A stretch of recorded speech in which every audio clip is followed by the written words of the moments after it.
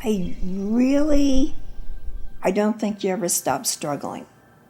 And I don't think you ever get used to it. I think you accept it at some point because you have no choice. You know, nobody would ever volunteer to be put in this kind of a situation, whether they are the person with the disability or the parent of the disabled person.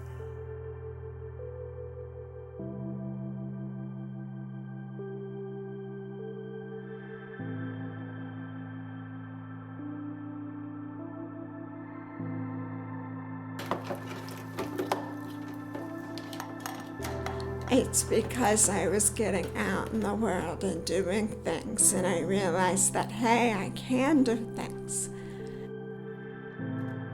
I would go to deaf social events or to poetry readings at Kent State, and that made me feel more like a normal person. And then that led to, hey, I'm ready to move out.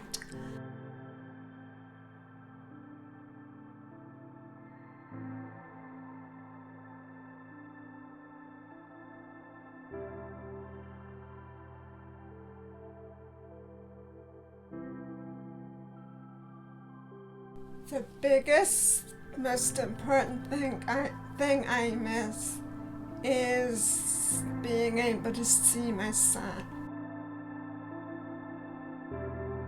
There have been times when, you know, my world goes black and I think this isn't worth it. He was 6 months old when I became totally blind, and I realized I couldn't give up. I needed that child, and maybe he needed me too. What I feel with Angie being gone is not so much extra tension as an inordinate amount of anger. My biggest fear is that something will happen, any little thing will happen, and her ex-husband will get custody of Joseph back. I told my parents that I knew I could do it and that I would have a lot of support. And just because I have a disability, I'm no different than any other 38-year-old divorced woman, single mother. I want my independence. A non-disabled single mother would not want to live with her parents forever, so neither do I.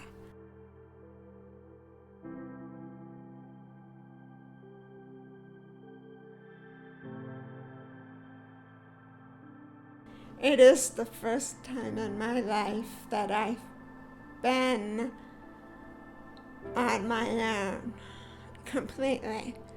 Like in college or when I was married, I always lived with someone else who was the boss.